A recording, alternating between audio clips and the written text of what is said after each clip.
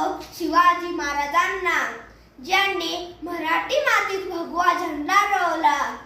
हर हर महादेव, हर हर महादेव.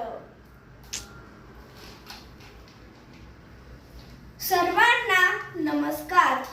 मी श्रीजित गौरव बाबेल आज तुमच्या समोर छत्रपती शिवाजी महाराज यांची भूमिका मांडणार आहे.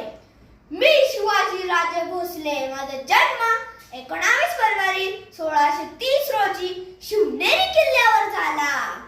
आईचे नाव जिजाबाई, वडिलांचे नाव शहाजी राजे होते. आई भवानी यांची जिजाऊंचा आशीर्वाद घेऊन आम्ही हिंदवी स्वराज्य स्थापन करण्याचा प्रण घेतला आहे.